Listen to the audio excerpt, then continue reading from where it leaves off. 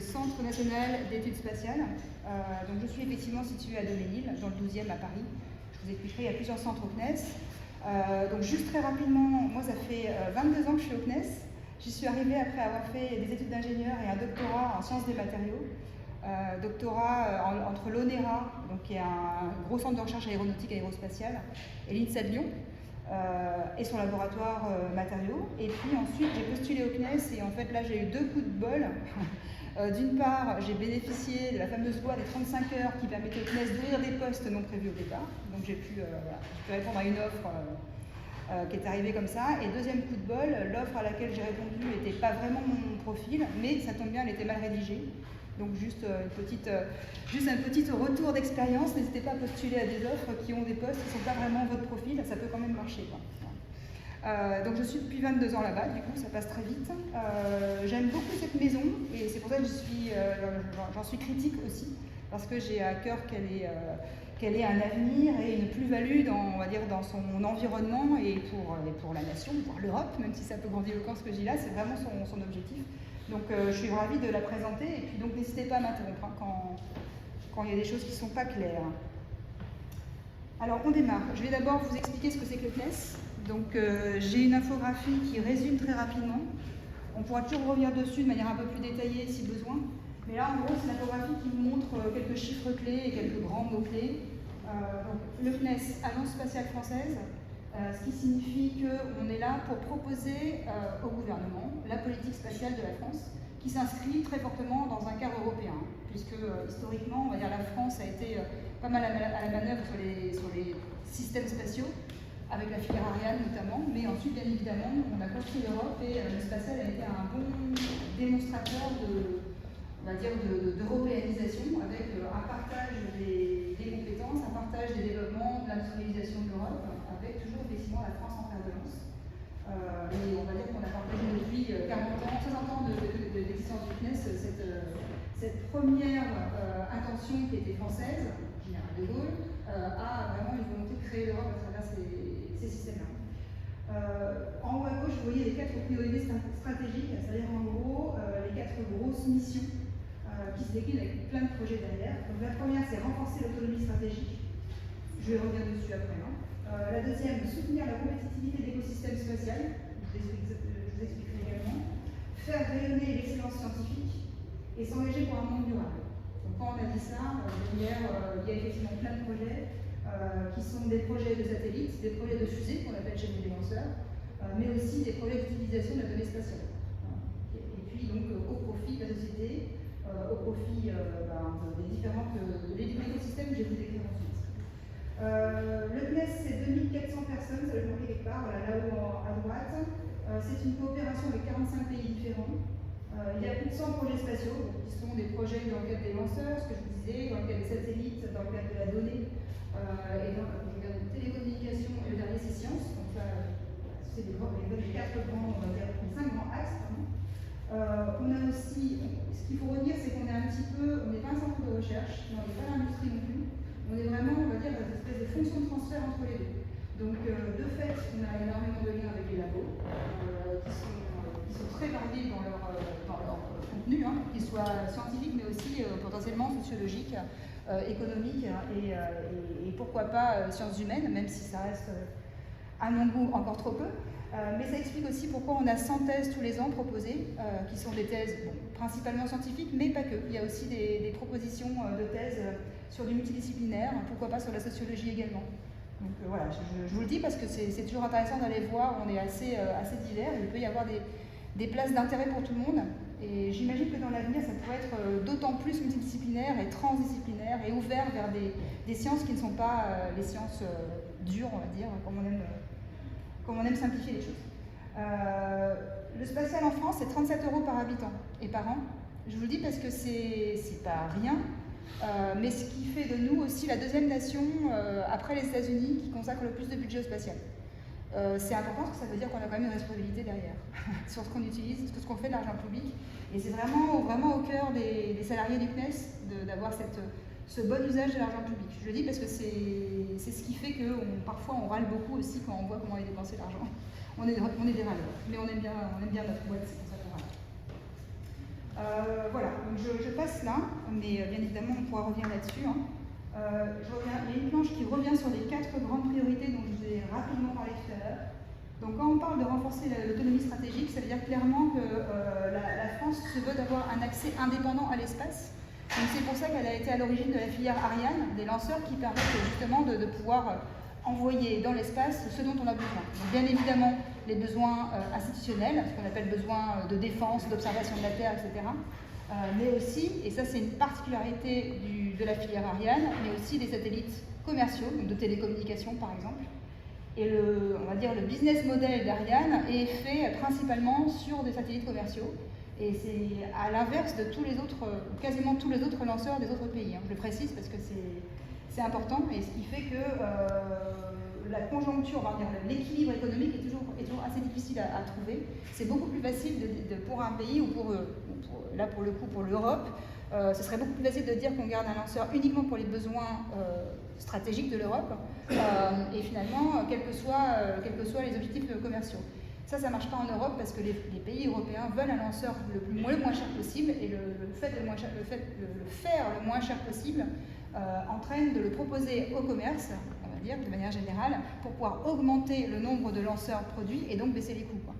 Si on avait des lanceurs uniquement pour les besoins institutionnels, forcément, on serait beaucoup plus cher et les États européens râleraient. L'accès stratégique à l'espace aussi, c'est bien évidemment pour les satellites de défense. Donc il y a une grosse activité, ce qu'on appelle les systèmes orbitaux, donc ceux qui sont en orbite, autour des besoins d'observation pour des besoins militaires, très clairement. Hein. Et de plus en plus, ça ne vous échappera pas que l'espace est devenu de plus en plus un espace convoité par la défense. Et donc la France, via l'Europe aussi, a pas mal de projets là-dedans. Soutenir la compétitivité de l'écosystème spatial, là c'est aussi notre rôle d'agence qui est de dire qu'au-delà, on a un rôle de maintenir l'industrie française, l'écosystème spatial, donc l'industrie, qu'elle soit des grosses industries comme les petites PME, voire ce qu'on appelle les startups, mais également les laboratoires scientifiques avec qui on travaille, les soutenir dans leur maintien de compétences, voire leur amélioration des compétences pour répondre aux besoins, aux besoins d'adéquation pour que nos systèmes spatiaux soient répondent le mieux aux exigences, qu'elles soient de performance technique, économique et voire aussi de performance industrielle, dans le sens où ça répartit bien l'argent comme les pays européens ont voulu le mettre dans le pot commun. Je ne vais pas plus là-dedans, hein, sinon je vais jamais avancer, mais s'engager pour un monde durable, donc là effectivement c'est quelque chose qui est bien évidemment d'importance. Le fait d'avoir de la donnée spatiale, vous n'êtes peut-être pas sans savoir que 26 des 50 paramètres qui permettent de scanner le climat sont issus de données satellitaires. Donc les satellites sont essentiels pour faire une surveillance et une appréhension de la problématique d'évolution, de dérèglement climatique, d'évolution d'appauvrissement de la biodiversité, etc. Donc ça c'est important.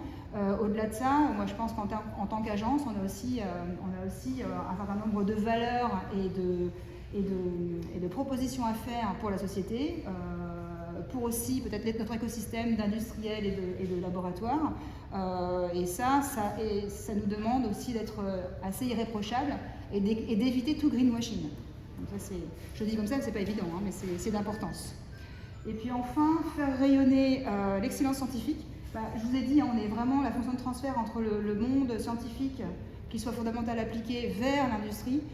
Donc nous, on a à cœur aussi de maintenir ce tissu scientifique qui est en France relativement exceptionnel, hein, même s'il est pas mal malmené, il reste exceptionnel, et nous, on a pour vocation de les alimenter, donc en budget bien évidemment, en moyens d'expérimentation, d'essais, etc. On peut proposer de faire partir sur des satellites plein d'équipements extrêmement innovants pour justement valider des technologies nouvelles, valider des performances pour les instruments par exemple. Voilà. Donc tout ça pour vous dire que quand on parlait de chaîne humaine, effectivement, le spatial en France, ça couvre 70 000 personnes. Donc il y a 2700 personnes du CNES, mais il y a effectivement tout cet écosystème-là avec le secteur académique. Donc vous voyez, il y a des enseignants, il y a des étudiants qui travaillent avec nous, à travers les thèses, les doctorats, mais aussi à travers des liens qu'on peut avoir dans des projets. Il y a des laboratoires scientifiques, donc là on rentre dans le monde de la recherche. Vous voyez, ça peut couvrir 3000 personnes, 200 doctorants, 154 laboratoires, c'est riche, et c'est ça qui est super, c'est qu'on peut avoir justement plein de possibilités. Les organismes institutionnels, c'est ce qu'on peut appeler des organismes, on va dire, gouvernementaux, des agences, qu'ils soient français, européens, internationaux. Donc là, effectivement, on a des liens. Quand je vous parlais de 45 pays en coopération, on est aussi en lien avec ces gens-là. Côté français, c'est typiquement, là je me suis un peu écartée du français pur, mais côté français, c'est aussi, nous on a 3 tutelles ministérielles au CNES. J'ai oublié de préciser qu'on était ce qu'on appelle un EPIC, donc un établissement public d'intérêt commercial. Donc c'est une structure un peu particulière à la France qui fait qu'on est, on va dire, relativement affilié à la fonction publique en termes de fonctionnement, mais on a aussi des côtés, on va dire, de droit privé, dans le sens où on a le droit de faire du commerce. Alors, très clairement, au CNES, on en fait peu, mais il y a d'autres EPIC, qui peuvent être l'ONERA, l'IFREMER, Météo France, etc., qui peuvent avoir plus le CEA, plus de vocation à faire effectivement du commerce, dans le sens où ils vont avoir une part de leur budget qui vient d'activités rémunérées, quoi, directement. Donc en tant qu'établissement public, on a 3 tutelles, donc 3 ministères de tutelle, historiquement la recherche et la défense, et plus récemment le ministère de l'Industrie et des Finances, Bercy. Et ça c'est intéressant parce que ça oriente quand même beaucoup, qui est devenu notre tutelle principale, ça oriente beaucoup finalement nos missions vers justement apporter d'autant plus notre soutien à des filières émergentes que sont par exemple les startups. Quand vous entendez parler de micro-lanceurs, mini-lanceurs, c'est intéressant, mais c'est effectivement, ça pose question de comment est-ce qu'on peut les aider au vu des différents niveaux de maturité qu'ils peuvent présenter, quoi. Bon, je ne rentre pas dans le détail, mais c'est toute une histoire en ce moment. Bien évidemment l'industrie, donc l'industrie c'est quand même presque 32 500 personnes en France, donc, ça couvre les gros. Vous avez peut-être entendu parler de Thales Alenia Space, Airbus Defence et Space, Ariane Group, ça c'est les 3 gros, mais il y a une pléthore de petites boîtes, plus ou moins grandes boîtes, et de toutes petites boîtes d'ailleurs qui travaillent avec nous, et ça c'est riche parce que c'est souvent dans ces petites boîtes-là qu'il y a mine de rien de l'innovation, de la créativité, de la souplesse, de la flexibilité, etc. et de l'envie, quoi. Peut-être plus que dans les grosses boîtes qui ont une certaine forme d'inertie, mais qui est inhérente à leur structure, en fait. À l'intérieur, il y a plein de gens qui sont créatifs, innovants, etc., bien sûr. Et puis enfin, les services. Donc là, en fait, c'est vraiment l'objectif, finalement, de la donnée spatiale. Il faut qu'elle serve à quelque chose. Donc là, elle va servir à tout un tas de pans économiques et sociétaux potentiels. Donc bien évidemment, par exemple, l'agriculture, la médecine, pour ne citer que. Mais voilà, donc il y a ces services-là, c'est potentiellement 30 000 personnes qui vont travailler à utiliser la donnée spatiale pour des fins d'activité au profit de différents acteurs. Là, je passe rapidement, c'est sur le budget. C'est juste pour vous dire que, vous voyez, on a quand même 2 milliards, presque 600 millions d'euros par an. C'est pas rien, hein. Donc ça veut dire que, alors dans ces 2 milliards 600 millions d'euros par an, c'est pour ça qu'on arrive à 37 euros par habitant, nous, on en donne, pas tout à fait la moitié, mais presque à l'ESA. Donc c'est quand je vous disais que tous les pays mettent au pot commun de l'ESA, l'Agence spatiale européenne, l'ESA récupère les sous, et bien évidemment les pays vont vouloir récupérer au prorata de ce qu'ils ont mis de l'activité dans leur industrie ou dans leur laboratoire. Donc c'est important, c'est ce qu'on appelle le retour géographique, et ce qui généralement ne simplifie pas du tout nos projets. Quand on a un nouveau projet de système orbital, par exemple de satellite, eh bien, les différents pays vont se positionner sur la part qu'ils veulent mettre dedans, et il faut leur trouver à manger au profit de cette part-là. Et ce qui est assez drôle, c'est qu'on a des nouveaux entrants, mais évidemment l'Europe s'est agrandie, donc on a des nouveaux entrants. Quand les nouveaux entrants demandent à faire quelque chose sur un satellite X, donc c'est super intéressant, sauf que potentiellement l'industrie du spatial est néante chez eux. Donc l'ESA sert aussi à faire monter en capacité des industries qui sont peut-être automobiles, aéronautiques, vers une capacité vers le spatial, à travers justement ce que le pays en question va mettre dans le pot commun de l'ESA. Donc c'est super intéressant pour me faire monter en compétence finalement un tissu européen, mais c'est une grosse complexité parce que ça oblige parfois à aller vers des gens qui n'ont que très peu de compétences. Donc en termes de complexité pour monter un projet avec l'efficacité planning qu'on veut lui donner, c'est voilà, il faut pas forcément évident. Donc c'est ce que je vais vous dire. Les 740 millions d'euros, programme national, c'est là-dessus qu'on va faire justement la préparation du futur et développer nos propres équipements, systèmes orbitaux, etc. Bon voilà, je reste là, c'est les principaux postes. En part de budget, si vous regardez vis-à-vis des grands 5 axes qu'on avait identifiés, vous voyez que le gros du budget, ça s'appelle Ariane et CSG. Donc Ariane, c'est la filière Ariane, Ariane 5, Ariane 6. Le CSG, c'est le Centre Spatial Guyanais, donc c'est la base de lancement à Kourou en Guyane. Ça semble énorme comme ça, c'est vrai, les investissements sont lourds, hein, c'est très clair. Donc là, la part, elle est particulièrement grande en ce moment parce qu'on est en train de finir de développer Ariane 6. Donc elle coûte cher. Et le CSG a préparé une base de lancement spécifique pour Ariane 6, qu'on appelle l'ensemble de lancement numéro 4 et la 4. Et donc ça a demandé énormément d'investissement. Ça a coûté un peu plus de 700 millions d'euros pour faire cette base de lancement. Donc là, en plus d'un an, hein, bien évidemment, mais voilà, ça montre un peu le poids. Donc c'est lourd, c'est souvent ce que nous reprochent d'ailleurs nos collègues des systèmes orbitaux, des satellites, c'est que Ariane prend beaucoup de sous et qu'ils aimeraient en avoir un peu plus pour eux. Mais bon, il faut un lanceur pour pouvoir avoir les satellites. C'est un peu rapide de dire ça comme ça, mais bon. Voilà. Et après, vous avez effectivement des postes observation, sciences, défense, télécommunications, projets transverses. Bon, projet transverse, c'est un petit peu sur le côté. Mais donc, ce sont les différentes plateformes satellites et les instruments satellites qu'on va développer dans le cadre de ces budgets-là. Oui. C'est tout ce qui est satellite d'observation. Donc ça peut être à des fins défense, très clairement. Donc observation, vraiment d'observation de territoire, d'aller repérer effectivement, de pouvoir être amené à scanner de manière assez précise un territoire. Mais ça peut être aussi observation de différentes, on verra, hein, de différentes, par exemple, la dégradation des forêts, l'évolution des cours d'eau, l'ensablement de certaines zones, etc. Donc ça a des vocations de compréhension de l'évolution de la Terre. Dans les sciences, on va retrouver plutôt les plateformes scientifiques qui vont aller faire de l'exploration ou de l'observation de l'univers. Donc au lieu de se tourner vers la Terre, on se tourne plutôt vers l'univers, donc aller voir effectivement d'un peu plus près les planètes du système solaire, des astéroïdes, des comètes, voire même au-delà. Voilà. 4 centres au CNES, comme je vous le disais, donc 2 à Paris, 1 à Toulouse, 1 en Guyane. Donc Paris-Doménil, c'est le mien, c'est là où on fait ce qu'on appelle du transport spatial, donc des fusées. Le siège, les fonctions administratives, les fonctions de direction. Le centre de Toulouse, donc là vous voyez il y a 1700 personnes, hein, c'est les plus gros, donc c'est tout ce qui est systèmes orbitaux, et aussi les ballons, on en parle assez peu, mais il y a tout un tas il y a une petite équipe de 70 personnes qui fait des ballons stratosphériques, qui permet aussi de faire pas mal d'expérimentations, et qui donne pas mal d'informations en complément des satellites, ou en préliminaire aux satellites potentiellement. Et puis le centre de Guyane, le centre spatial guyanais, donc 270 personnes côté CNES, mais il faut savoir que sur la base, il y a quand même plus de 1000 personnes, hein, parce qu'il y a tous les industriels qui sont organisés pour faire fonctionner cette base-là. Voilà. Donc vous voyez, il y a du monde, tout ça pour dire. Il y a du monde, il y a effectivement de la coordination, et puis il y a besoin d'avoir des volontés effectivement qui s'accordent pour pouvoir faire avancer des projets qui sont complexes. Hein. Alors là, je pense que je suis déjà à la bourre, mais bon, je vais essayer d'aller rapidement. Donc pourquoi est-ce qu'on va dans l'espace ? Donc on y va pour plusieurs objectifs. Là, j'ai quelques planches qui vont vous résumer. Donc je commence par le développement durable. J'aurais pu commencer par autre chose, mais c'est clair qu'en ce moment, ce qui est important, ce que je vous disais, hein, il y a une importance à utiliser les satellites pour observer la Terre, identifier les paramètres qui vont faire évoluer le climat, la biodiversité, etc. Et l'objectif, c'est quand même d'aider les États à prendre des décisions. Donc quand on dit ça, c'est typiquement les 26 paramètres sur les 50 vont être utilisés par les scientifiques du GIEC pour aller être analysés, établir leurs rapports. Ces rapports du GIEC ont quand même un objectif, c'est de sensibiliser nos dirigeants pour qu'ils puissent prendre des décisions qui vont en accord avec des mesures d'adaptation ou de diminution d'utilisation de nos ressources. Donc, ce qu'on peut très concrètement regarder, c'est les ressources en eau, les évolutions du climat, les évolutions des pollutions également. On peut très bien les voir depuis là-haut. On peut aussi mettre en place tout ce qui est gestion des risques et des crises.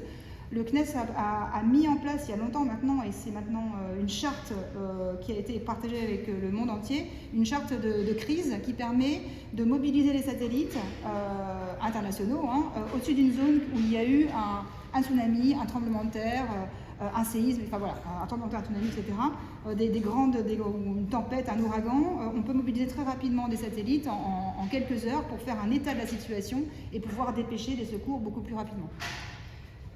Et la protection de la biodiversité, on pourra venir après. Donc là, quelques illustrations. Bon, c'est juste pour dire, hein, mais c'est. Donc vous voyez sur l'image du centre là une pollution marine qui est suite à la grosse catastrophe nucléaire de Fukushima.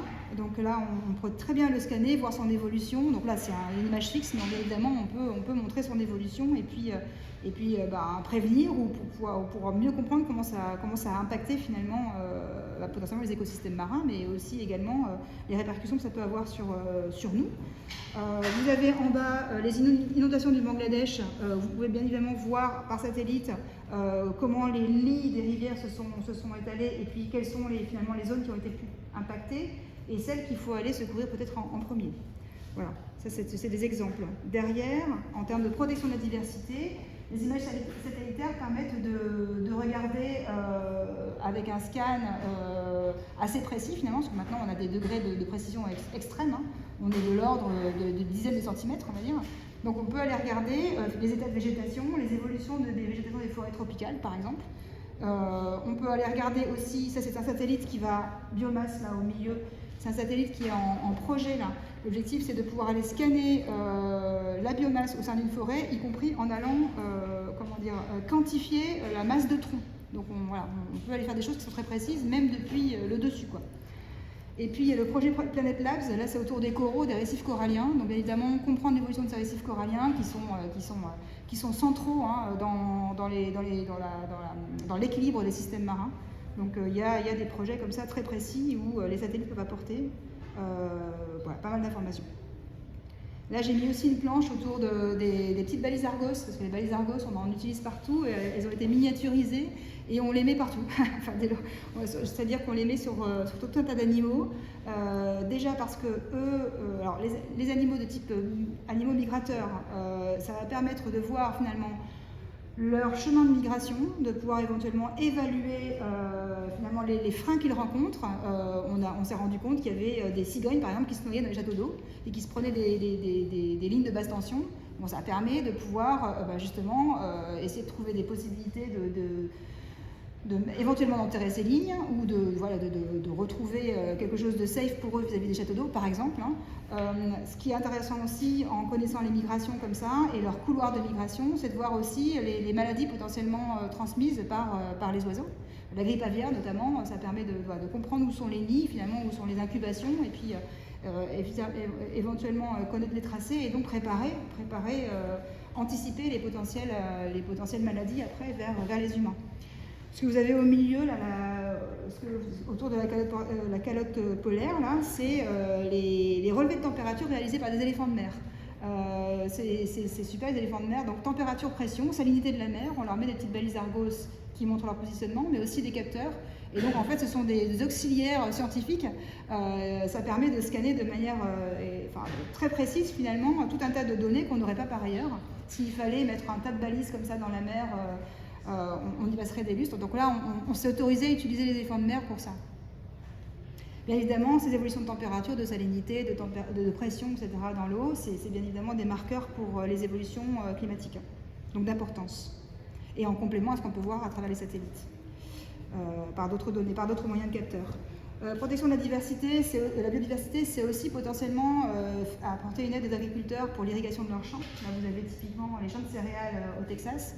On peut, à travers bien évidemment des aspects finalement uniquement colorés, hein, voir quels sont les niveaux de besoin d'eau et donc proposer aux agriculteurs d'aller optimiser un petit peu leur gestion d'eau et donc bien évidemment diminuer l'utilisation de l'eau. On peut aussi, ça c'est très important notamment en Guyane, détecter les pollutions et notamment détecter des zones potentielles d'orpaillage clandestin. Donc là c'est ce que vous voyez sur la figure du milieu, hein. Cette petite traînée rouge là, c'est de la pollution, j'ai toujours un doute sur le mercure bref. Donc bref, la pollution apportée par l'orpaillage clandestin, ce qui permet ensuite aux autorités locales d'aller dépêcher les hélicos pour aller faire fuir les clandestins ou les arrêter si on y arrive. Voilà, en tout cas ça fait beaucoup de dissuasion également. Bon, ça c'était la partie, on va dire, environnementale, biodiversité, etc. On va aussi dans l'espace pour la science, donc là c'est pour contribuer à la recherche finalement fondamentale. Donc c'est quoi? C'est l'exploration de l'univers, c'est la connaissance de la Terre, c'est l'exploration planétaire, notamment Mars, c'est la recherche de l'origine de la vie, aussi potentiellement, notamment Mars, pourquoi pas, et puis aussi tout ce qui est validation de principes, ou au contraire, revisite de principes de physique fondamentale. Donc là je vous ai mis quelques illustrations. Vous avez le champ gravimétrique de la Terre, donc les évolutions de gravité locale qui montrent finalement, qui nous permettent de mieux appréhender ces champs-là et donc qui expliquent beaucoup de choses autour après du magnétisme de la Terre et potentiellement d'un certain nombre de phénomènes qui peuvent exister dans différents domaines scientifiques. Et vous avez différentes photos là. Bon, la Terre, bien évidemment, Mars, juste en dessous. En dessous encore, en bas, vous avez Chury, une comète sur laquelle on est allé déposer Philae, que vous voyez au milieu là, pour aller justement forer un peu, scanner un petit peu la matière de cet astéroïde et voir si potentiellement on retrouve des traces de vie, c'est-à-dire des traces de chaînes polymériques qui pourraient être à l'origine potentiellement d'un début de vie sous certaines conditions. Et ce que vous voyez en haut là, le petit hélicoptère, c'est une ombre justement de l'hélicoptère qui est sur Mars, pour pouvoir aller, qui pouvait se déplacer via des grandes pales qui sont énormes parce que l'atmosphère sur Mars est très, très peu dense, mais qui pouvait se déplacer et permettre quelques mesures.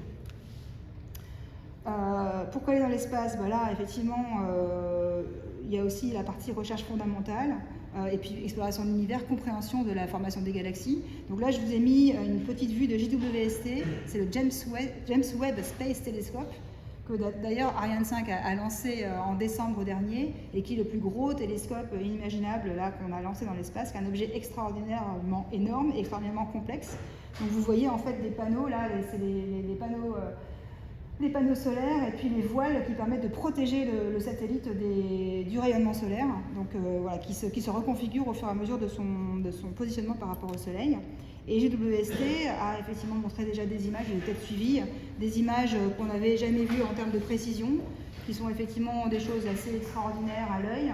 Je ne vais pas aller dans le détail, mais voilà, vous avez quelques vues qui peuvent être, qui sont assez inspirantes. Donc, juste pour préciser, c'est pas pour faire coricoco, mais quand même, Ariane 5 a été, on va dire, félicité par les gens de la NASA qui n'avaient jamais pensé avoir une telle précision d'injection de JWST sur son orbite, et ce qui lui a fait gagner 5 ans de durée de vie. Donc, ce qui est quand même notable quand on a un satellite comme ça qui vaut, je crois, je ne vais pas dire de bêtises, mais je crois que c'est au-delà de 7 milliards de dollars, donc il ne fallait pas le planter déjà, donc ça c'est sûr, mais en plus, si on peut l'exploiter 50 plus, je pense que tout le monde en est ravi, quoi. Bon, l'espace, bien évidemment, ça vous a pas échappé. Ça vous sert aussi à mettre un tas de satellites de télécommunication pour la télécommunication que vous pouvez utiliser tous les jours, entre Internet, téléphonie, etc. Mais également la navigation, donc c'est tout ce qui est positionnement, tout ce qui est position. Donc on parle du GPS, mais j'espère que vous savez qu'en Europe maintenant nous avons Galileo, qui est une constellation de satellites envoyés par l'Europe, qui permet d'ailleurs d'avoir un bien meilleur signal que le GPS. Et normalement vos téléphones relativement modernes ont tous Galileo, sans le dire, ils sont branchés sur Galileo et plus sur le GPS. Et donc Galileo permet le positionnement, donc bien évidemment pour toute utilisation quotidienne qu'on peut avoir, mais bien évidemment aussi pour tout ce qui est recherche et sauvetage. Ça vaut le coup de le dire quand même parce que ça sert aussi à ça. Voilà. Donc là j'ai mis quelques petites vues, bien évidemment, de l'utilisation de télécom et certains satellites qui vont venir couvrir plus ou moins une grande surface du globe en fonction de leur positionnement et puis en fonction de qui a payé pour utiliser le satellite. La défense, bien évidemment, je vous en ai parlé, on a de plus en plus de militaires intéressés par l'espace, c'est le nouvel Eldorado militaire, on va dire, parce qu'on a aussi des situations géopolitiques qui sont un peu complexes et puis qui se tendent. Donc l'Europe ne veut pas être en reste, et la France encore moins. Donc on utilise l'espace, bien évidemment d'abord pour un aspect prestige et suprématie, mais aussi pour un aspect dissuasion. Donc là, typiquement, vous avez peut-être entendu parler de manœuvres de satellites qui s'approchent d'autres, satellites espions, etc. Il y a beaucoup de manœuvres très communication, notamment par exemple de la Chine, pour montrer ce qu'ils savent faire et puis pour mettre un petit peu de pression sur les autres en disant voilà, je sais vous espionner, je sais où vous êtes et je peux aussi vous détruire si je le souhaite. Et pour l'intelligence, toute l'information accumulée par les satellites peut permettre aussi d'avoir de l'information beaucoup plus précise en termes aussi de positionnement, etc., de scan de régions en guerre ou en conflit, dans lesquelles on peut être amené à intervenir. Deux exemples de satellites qui permettent d'avoir des informations pour le cadre de la défense. Et puis je finis sur les utilisations de l'espace, il y en a potentiellement plein d'autres qui sont plus ou moins, on va dire, durables, plus ou moins, on va dire, morales. Ça, je laisserai à votre avis. Mais bon, globalement, on parle d'utilisation de l'espace aussi, on parle beaucoup d'exploration, de colonisation humaine de différents astres, objets qui ne sont pas la Terre. Donc là, je parle bien évidemment de Musk et de Bezos qui cherchent à aller, enfin Musk qui est sur Mars et Bezos qui propose aussi pas mal d'humains dans l'espace, plutôt que de s'occuper de la Terre, ça c'est un choix. Donc il y a aussi la NASA qui s'y colle, hein, puisque la NASA développe son gros lanceur. Vous avez entendu parler de son report là, parce qu'il y a ce qu'on appelle le SLS, le report parce qu'il y a des difficultés de mettre en œuvre, c'est pas évident de faire un gros machin comme ça, avec en haut un démonstrateur de capsule justement pour du vol habité. Bon voilà, donc colonisation, exploration humaine sur différents astres et avec une vision vers Mars. Il y a aussi le tourisme spatial, donc ça, ça fait déjà quelques années qu'il y en a beaucoup qui se positionnent là-dessus. Donc faire du business avec voilà, balancer quelques milliardaires en orbite et potentiellement les récupérer. Non, voilà. Donc ça, c'est pareil, hein. Franchement, on peut vraiment se poser la question de la pertinence, mais bon, ça attire des gens et il y a pas mal de projets autour de ça. Il y a des gens d'ailleurs qui proposent d'ailleurs de faire du mix entre du tourisme spatial et un système qui permet d'aller faire de l'exploration humaine pour rentabiliser un petit peu, quoi. Donc c'est un peu ce qu'on fait aussi sur l'ISS, hein, sur la Station Spatiale Internationale. On a déjà emmené des touristes, on a déjà emmené un acteur et son metteur en scène, enfin une actrice et son metteur en scène, pour aller faire un film là-haut, c'est des Russes. Mais on a aussi emmené quelques touristes qui étaient prêts à payer un peu pour aller là-haut. Protection de la Terre, donc là il y a quand même aussi vous avez certainement entendu parler des débris spatiaux, tout ce qu'on envoie depuis finalement les années 50, il y en a quand même pas mal qui restent là-haut, même si depuis on a des réglementations qui obligent à désorbiter des objets qui sont en orbite basse, il y en a qui n'ont pas cette réglementation-là et qui s'en moquent éperdument, donc on a effectivement la problématique de gérer ces débris spatiaux, mais aussi tout ce qui est potentiellement les astéroïdes ou des météorites qui pourraient venir impacter la Terre. Donc ceux-là on les surveille, hein. Vous avez peut-être dû voir le Don't Look Up, ça ne va pas nous arriver tout de suite, mais il y a effectivement aussi la manip DART qui est tout à fait actuelle là, aujourd'hui, où la NASA a envoyé une sonde qui va aller se cracher sur un astéroïde et qui va normalement dévier légèrement sa trajectoire. On va voir les résultats et on va voir si c'est quelque chose qui fonctionne. L'intérêt là-haut, c'est qu'il n'y a pas d'air, c'est le vide, donc effectivement un petit cheat permet de déplacer un gros objet. Donc c'est la manip qui est en train d'être testée en ce moment. Et puis pour finir, l'exploration des ressources des corps célestes, vous avez dû entendre parler, on va aller sur la Lune pour aller chercher de l'hélium 3, etc. Ça va être super. Les débris spatiaux, j'en ai parlé. Donc tout ça, c'est des projets plus ou moins long terme, quelques petites qui intéressent tout le monde. On peut se poser la question de l'intérêt. Hein. Ça, franchement, d'ailleurs, moi je me la pose. D'ailleurs, quand je demande à mes directeurs pourquoi est-ce qu'on fait l'exploration et pourquoi est-ce qu'on envoie l'humain là-haut, j'ai peu de réponses en fait. À part, c'est pour pas se laisser larguer par les autres et faire comme eux, quoi. Bon. Ne dites pas que je vous l'ai dit, hein, mais c'est quand même ça que je reçois comme réponse. Et malgré tout, nous, côté CNES, on suit finalement cette tendance-là et essaie de réfléchir à comment est-ce que l'Europe peut se positionner là-dessus. Et là, je vous ai mis pour le petit fun, là en bas, un concours étudiant qu'on est en train de lancer, là, côté CNES, où on demande aux étudiants de proposer des systèmes, de proposer des missions, donc justement dans cet espace entre Terre, Lune, Mars, voire au-delà, pour voir un peu comment ça remue les méninges. Et puis, et effectivement, ça peut être intéressant. Je pense que ça restera très technocentré, mais je me dis que ce serait vraiment intéressant que finalement ce genre de concours, il puisse aussi avoir des étudiants non scientifiques qui y répondent, quoi. Avec une vision un peu plus, on va dire, poétique et peut-être humaniste de la chose. Voilà, donc ça c'était pourquoi est-ce qu'on y va, de manière générale. Et après, j'ai un volet, comment est-ce qu'on y va. Ce qui permet d'expliquer pourquoi est-ce qu'on fait des fusées, en fait. Donc là, je ne vais pas vous barber trop longtemps avec cette planche-là, mais c'est juste pour vous dire que l'objectif finalement d'une fusée, c'est d'aller mettre un objet en orbite pour qu'il puisse faire son job. Donc il y a différents types d'orbites qui ont ces noms un petit peu barbares là. LEO, MEO, SSO, GEO, GTO. Bon, si je fais rapidement, LEO, ça veut dire Low Earth Orbit, donc orbite basse. Donc vous voyez que c'est une orbite entre 500 et 1000 km.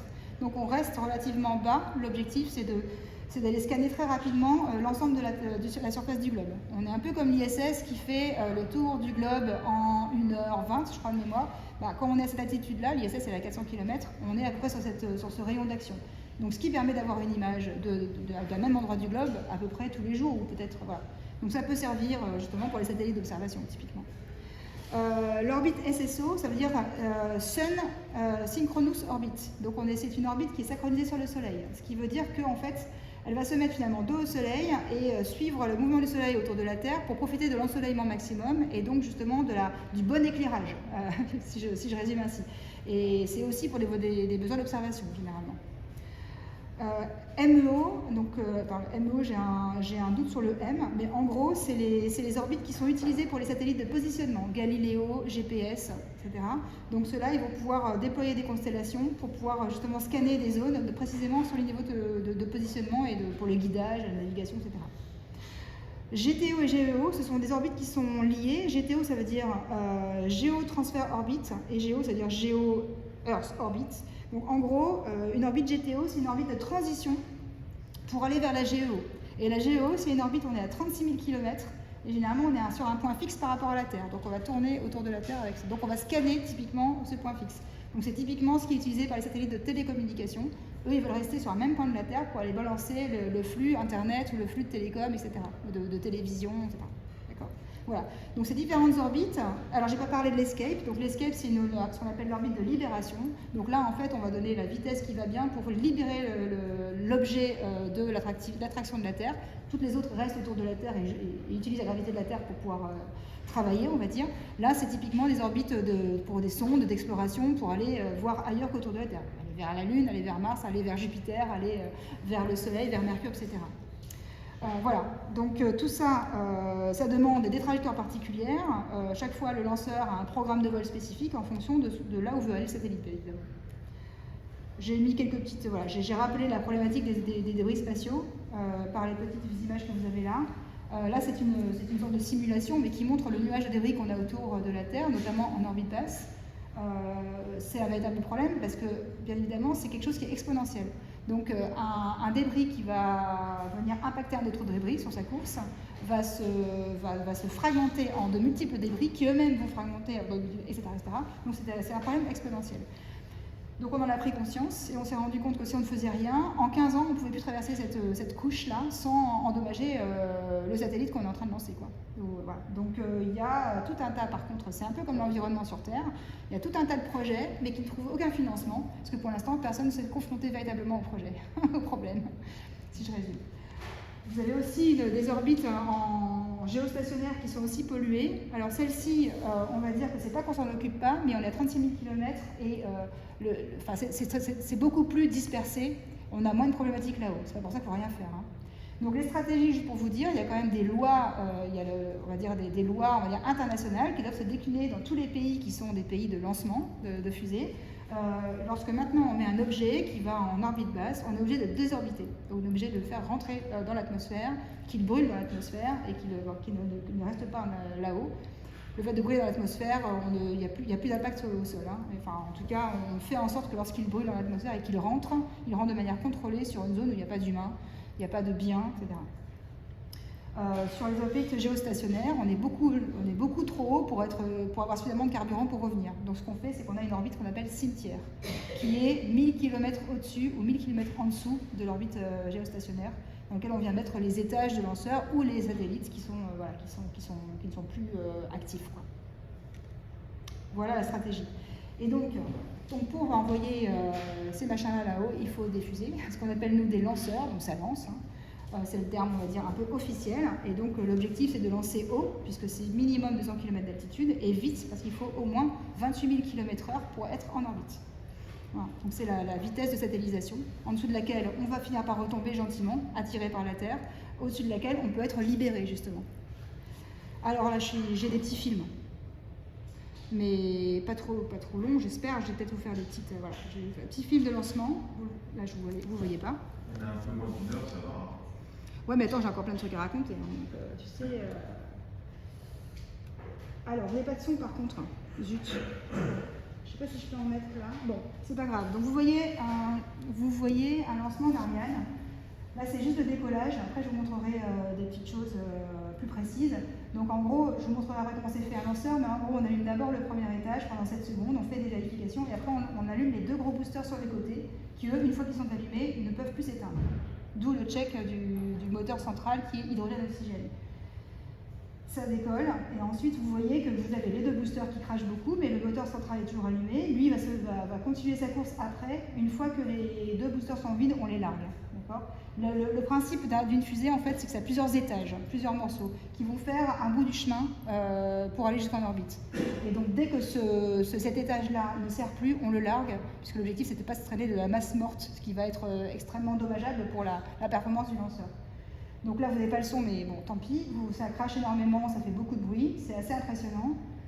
C'est l'équivalent en termes de puissance d'une tranche nucléaire au décollage. Donc c'est des puissances astronomiques. Voilà, donc on va très vite, très rapidement. Vous voyez que là, au bout d'1 minute, on est déjà à 117 km d'altitude et on est à 0,5 km par seconde. Bon, il faut atteindre 7 mètres par seconde, entre 7 et 8 mètres par seconde. Bon, je ne vais pas aller plus loin là-dessus, je vais juste vous montrer. Attends, parce que là, du coup, je suis déportée sur ma souris. Comment je fais là, je suis pas loin, voilà. Je vais vous montrer juste un autre film, en fait, qui est sympa parce que vous allez voir plus de détails dans le décollage. Enfin, qui est sympa. Chacun ses goûts, on va dire. Hein. Alors là, en fait, ce que vous voyez, c'est ce qu'on appelle les films techniques. C'est-à-dire que c'est des films qui sont avec des caméras qui sont braquées sur différents endroits de l'environnement lanceur. Donc des fois, ça crame, vous ne voyez rien. Mais je vais vous expliquer. C'est des films qui sont montrés le lendemain aux clients satellites et qui permettent aussi de faire un scan sur le bon fonctionnement des choses. Là, vous voyez des liaisons, qu'on appelle les liaisons bord-sol, qui sont décrochées au dernier moment, et les plaques qui viennent tomber dessus protègent ces liaisons bord-sol, sinon elles seraient complètement cramées par les moteurs.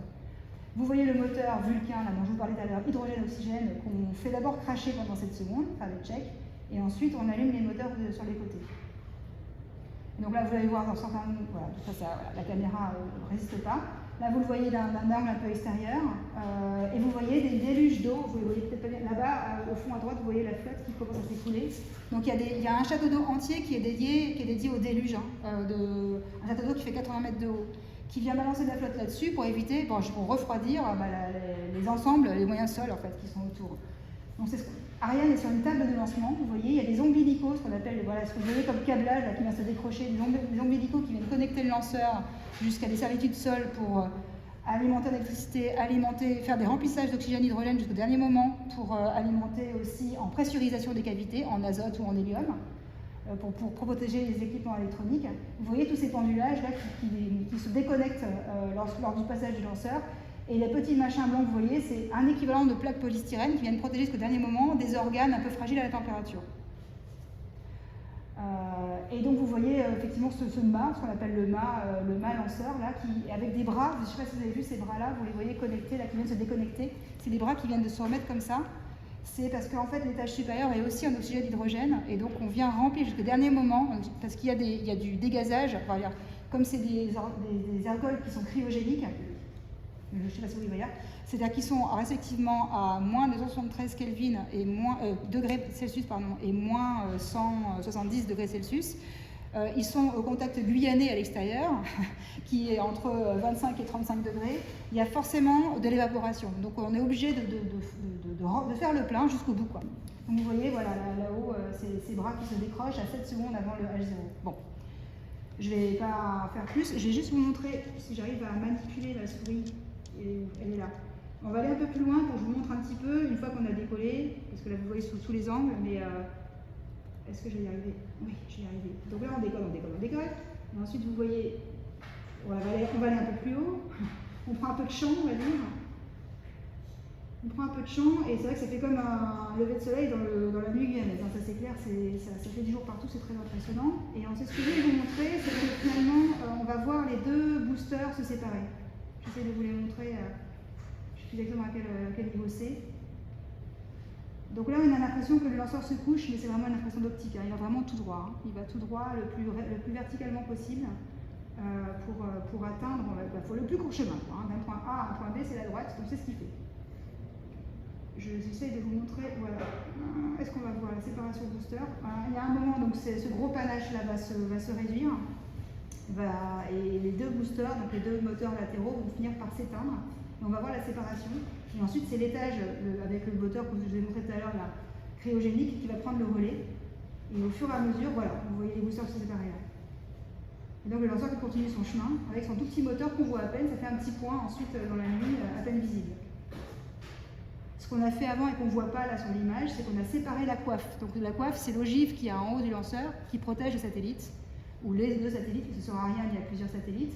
Enfin, il y en a au moins, on va dire 2 principalement. On les protège pour pouvoir justement traverser la couche atmosphérique qui est assez dense sans les cramer. Et aussi parce qu'il y a l'acoustique du lanceur au décollage qui peut être très préjudiciable pour les organes du satellite. Donc cette coiffe, c'est vraiment protection thermique, dynamique et acoustique. Et dès lors qu'on a traversé finalement l'atmosphère, le plus gros de l'atmosphère, finalement nos satellites ensuite peuvent être libérés. C'est toujours ça de masse qu'on enlève, quoi. Donc la coiffe se sépare en 2 grandes ogives et vient et de la même manière, c'est pareil, elle retombe et on ne la récupère pas. On pourra discuter de ça plus tard. Voilà. Donc ça, c'était pour vous montrer un petit peu comment fonctionne Ariane. Et en fait, juste pour résumer, en fait, un lanceur, ça fonctionne sur le principe de l'action et de la réaction. Hein. Donc action-réaction. Un ballon que vous lâchez va partir, d'accord? Donc c'est l'air qui s'enfuit du ballon et donc qui en réaction le ballon est poussé, quoi. De la même manière, si vous faites marcher un canon, le recul lorsque le boulet de canon est éjecté, c'est l'action-réaction.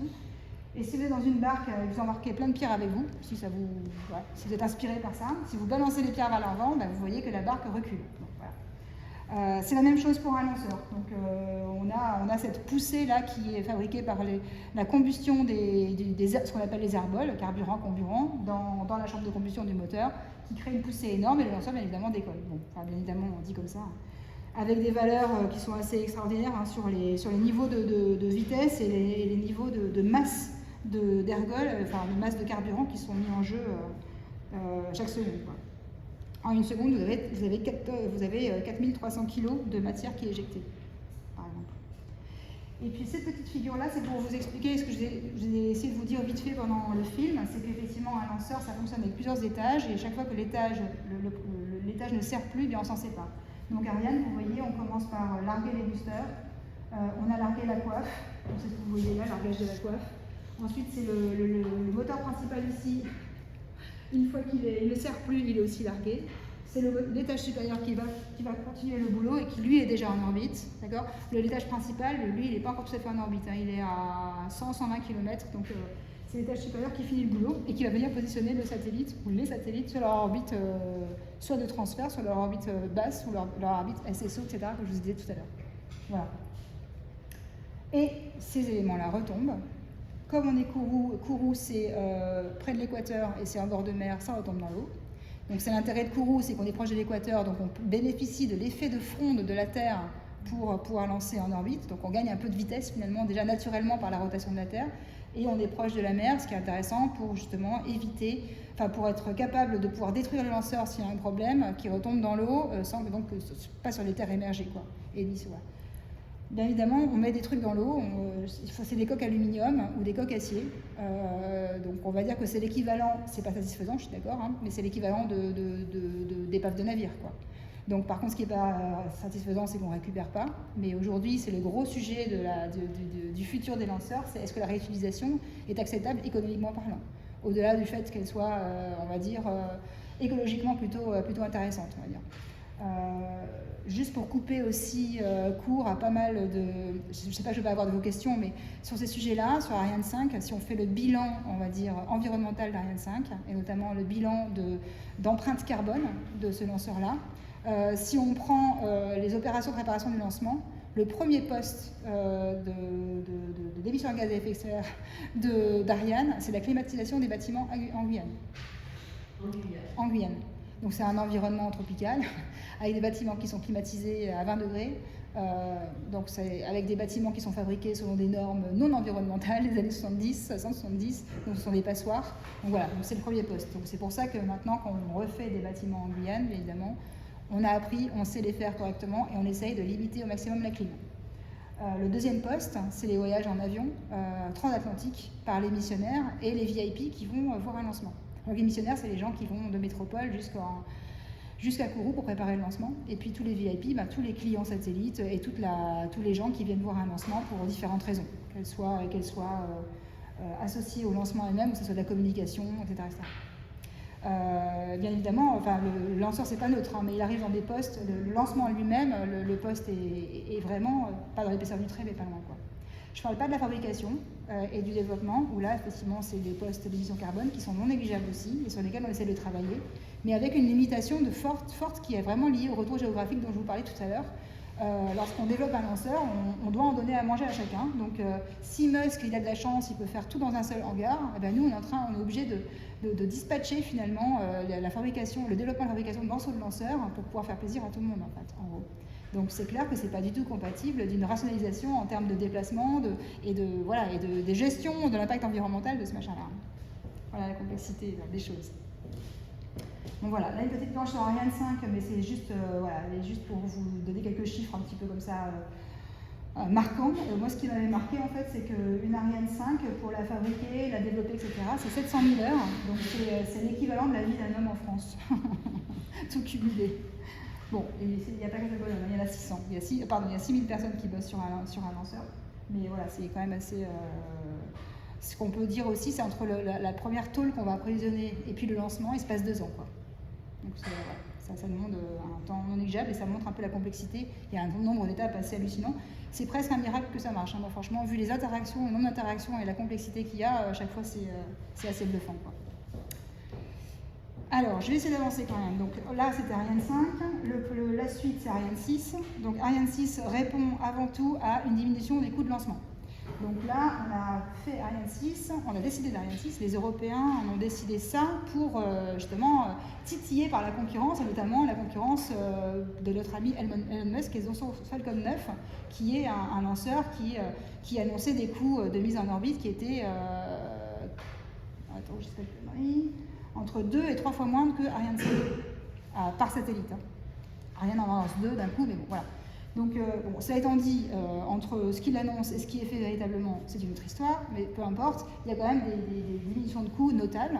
Et bien évidemment, comme je vous ai dit que la filière Ariane était une filière qui était basée quand même sur du lancement commercial, Ariane 6 également, si elle veut avoir une part du marché, il faut qu'elle propose des coûts de lancement qui soient comparables à ceux de la concurrence, et notamment de Falcon. Donc c'est ça Ariane 6. Ariane 6, c'est les coûts d'Ariane 5 divisés par 2.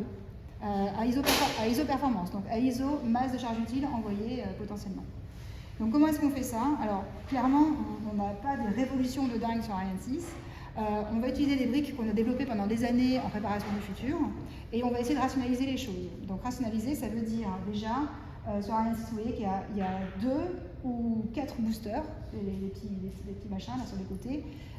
Donc on veut une Ariane 6 qui est flexible, c'est-à-dire qu'elle pourra, si elle a besoin d'envoyer qu'un seul satellite, elle mettra 2 boosters, s'il y a 2 satellites, elle en mettra 4. Si c'est une constellation Galileo, elle mettra 4. Donc elle a une flexibilité dans ce sens-là où elle peut avoir 2 grandes classes de performance. Ces boosters-là, ils sont communs avec ceux d'un autre lanceur qui s'appelle Vega, qui est un petit lanceur européen aussi qui part depuis Kourou. Donc c'est la propulsion à poudre, hein. Un gros pétard, si je résume. Et donc, on a des usines qui vont faire et les boosters pour Ariane et le premier étage du Vega. Une autre façon de diminuer les coûts, c'est donc du coup d'augmenter la cadence. Hein. On augmente la cadence de production d'un même élément, donc on diminue les coûts. Une autre façon de diminuer les coûts, c'est aussi la façon d'organiser l'industrialisation d'Ariane, où dans les usines, et notamment les usines d'Ariane Group au Mureau et à Vernon, il y a eu une réorganisation totale des chaînes de production pour les rendre beaucoup plus efficaces, beaucoup plus automatisées potentiellement, en les rendant aussi un peu moins gourmands dans l'énergie, en limitant les apports de matière, etc. Je ne dis pas que ça a toujours tout marché, mais en tout cas c'était une volonté. Une autre façon, je passe assez rapidement, hein, mais une autre façon de diminuer les coûts d'Ariane, c'est de simplifier les opérations en Guyane.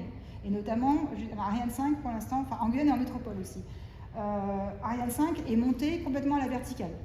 Donc on arrive avec le moteur principal, l'étage principal, on vient greffer les 2 boosters, puis ensuite on met l'étage supérieur, puis la partie haute avec la coiffe et les satellites. Donc ça demande des bâtiments extrêmement hauts, avec des infrastructures qui sont assez complexes. Sur Ariane 6, on est passé sur un montage complètement à l'horizontale, au moins pour ce qu'on appelle le corps central. Ensuite, celui-là vient sur le pas de tir directement, et il est fini d'être assemblé sur le pas de tir. Sur Ariane 5, tout était fait dans un bâtiment, puis tout arrivait, tout fait, on va dire, sur le pas de tir. Donc ça limite le nombre de bâtiments. Les bâtiments sont des bâtiments, on va dire, allongés et pas en hauteur. En termes de gestion de l'environnement, c'est quand même pas mal non plus. Ça évite de climatiser des machins qui vont climatiser aussi l'air des petits oiseaux. Le portique d'Ariane, d'ailleurs, que vous voyez là, n'est pas climatisé. Le portique d'Ariane, c'est le poids de la tour Eiffel, hein, quand même. Hein. Et c'est un portique qui vient donc permettre d'englober le lanceur pour finir les opérations, puis ensuite qui va reculer de 80 mètres pour pouvoir permettre le décollage. L'histoire du portique, c'est un truc qu'on a piqué aux Russes, ils font ça sur Soyouz.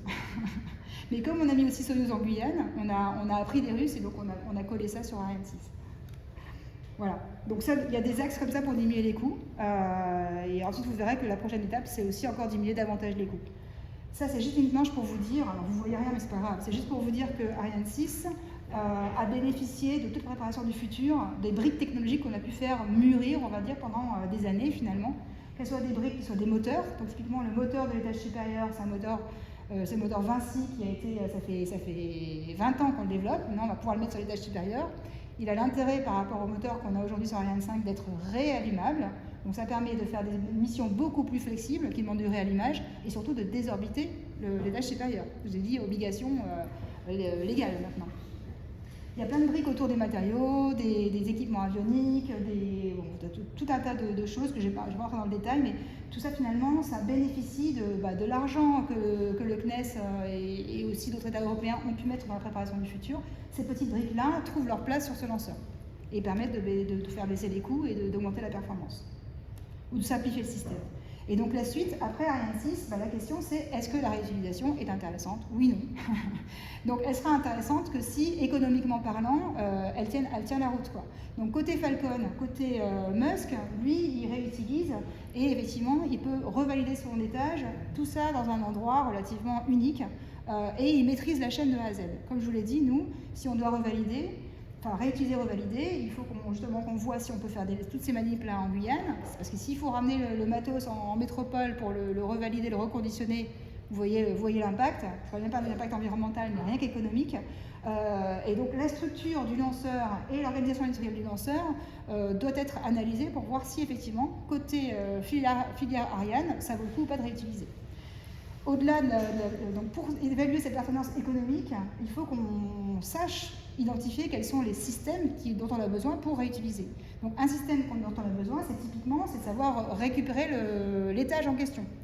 Donc récupérer l'étage, une des façons les plus simples de le récupérer, c'est de le récupérer à la verticale, comme le fait Falcon. Et donc ce que vous voyez là, Callisto, les petites briques là qu'on monte en maturité, on monte en complexité, c'est savoir finalement avoir toute la chaîne de programmes de vol, d'avionique, etc. et de précision dans le guidage et la navigation pour savoir récupérer un engin avec la précision nécessaire. Ça ne se fait pas comme ça. Hein. Donc, voilà, c'est tout ça pour dire que notre ami Elon Musk a des excellents ingénieurs autour de lui, qu'il a d'ailleurs pas mal emprunté à la NASA, mais c'est le jeu, hein, c'est à ça que sert la NASA aussi. Et donc il a pu faire ça, c'est extrêmement habile de sa part, parce que c'est pas du tout évident. Donc nous, côté européen, il faut aussi qu'on avance là-dessus, qu'on sache faire ces modes de récupération. Utiliser des pieds, avoir des aérogouvernes en haut pour contrôler l'attitude, avoir des moteurs qui se réallument pour pouvoir justement gérer la poussée en fonction de la phase de retour. Je ne sais pas dans le détail, mais il y a pas mal de complexité. Donc Callisto, typiquement, c'est un démonstrateur sur lequel on bosse énormément en ce moment, en coopération avec l'agence japonaise et l'agence allemande, pour partager les efforts et être à même de pouvoir vérifier qu'on sait faire, nous aussi, et puis estimer le coût associé. Donc une fois qu'on a récupéré l'objet, il faut savoir aussi le revalider. Donc le revalider, ça va remettre en état tous les éléments propulsifs, structuraux, etc., avioniques. Donc éventuellement, y toucher le moins possible pour que ça coûte le moins cher possible. Donc être capable de diagnostiquer. Donc tout ça, ce sont des systèmes qu'on n'a pas sur des lanceurs qu'on appelle consommables. Donc ce sont des choses qu'il faut qu'on apprenne. Voilà. Donc c'est l'idée, et tout ça c'est pour avoir quelque chose d'après Ariane 6 qu'on appelle Ariane Next. Il ne faut pas lui donner de chiffres aujourd'hui. Au-delà de la réutilisation, il y a aussi un enjeu sur la propulsion simplifiée, beaucoup moins cher, avec un moteur qu'on appelle Prométhée. Donc ça c'est le petit machin que vous voyez à côté de Thémis là, c'est un moteur LOX, enfin oxygène liquide, méthane liquide. On passerait de l'hydrogène au méthane liquide. Ça simplifie énormément les opérations en Guyane parce que le méthane liquide est beaucoup moins froid. Il a à peu près la même température que l'oxygène liquide. Il a aussi à peu près la même densité, ce qui fait qu'en termes d'architecture de lanceur, vous pouvez avoir des réservoirs qui sont quasi isovolumes. Vous pouvez même utiliser le même volume. Donc vous imaginez que vous pouvez doubler la production de réservoirs au lieu d'avoir des réservoirs spécifiques à chaque fois pour chaque carburant. Donc on sent qu'il y a des gains de coût. L'efficacité énergétique du mélange oxygène-méthane est quasiment la même qu'oxygène-hydrogène. Donc après, l'enjeu, c'est quoi? C'est que le méthane, c'est carboné, l'hydrogène, ça l'était moins, l'hydrogène plus oxygène, c'est de l'eau, d'accord? Oxygène plus le méthane, c'est un peu plus cracra en carbone. Donc l'enjeu, c'est de réussir à faire un méthane vert. Donc on a des réflexions pour faire de la biomasse, pour faire de l'électrolyse, donc déjà de l'hydrogène vert à partir de l'électrolyse d'un côté, et du méthane liquide pour la filière Ariane 6 actuelle, et du méthane liquide sur la biomasse guyanaise, qu'elle soit forestière, agricole, déchets, etc., pour justement avoir une empreinte carbone la moins importante possible, et ne pas gréver finalement ce gain de performance par un impact environnemental inacceptable, quoi. Voilà. Alors ensuite, quand on descend un peu dans le détail, j'essaie d'aller un peu plus vite parce que là, sinon je n'aurai pas le temps de vous dire tout, mais donc moi mon boulot c'est plutôt les matériaux et les structures des lanceurs, donc je vais un peu dans le détail. Alors j'ai quelques planches qui ne sont pas très belles, hein. Faut bien, pas très globe parce que là je rentre un peu plus dans la technique, mais je vais faire vite parce que je ne vais pas trop vous saouler avec ça. C'est juste pour vous dire que nous, dans notre boulot finalement, donc là je précise que je travaille plutôt sur je présente plutôt la partie préparation du futur, sachant qu'on travaille aussi sur l'accompagnement des développements, Ariane 6, Vega, et on travaille aussi sur l'exploitation. Quand il y a une anomalie en Guyane, si je caricature quelqu'un qui met un coup de clé sur une structure et qui fait une bosse, est-ce que la structure peut voler en état ou est-ce qu'il faut qu'on la répare? Les dossiers industriels sont construits pour justifier l'acceptabilité de cette anomalie, et nous, en base arrière depuis l'Europe, on va dire, depuis le CNES, mais pas que, on valide le dossier si oui ou non on peut partir comme ça. Voilà, si je résume. Donc on a toutes ces activités. Dès lors qu'on parle de matériaux et de structures, que ce soit en préparation du futur, en développement ou en exploitation, les gens de mon équipe travaillent dessus, quoi. Et en préparation du futur, on a finalement 3 axes qu'on appelle 3 axes d'innovation. C'est-à-dire qu'on a un axe technologique, c'est-à-dire qu'on va faire ce qu'on appelle des activités de recherche et technologie sur des matériaux, les procédés associés à ces matériaux.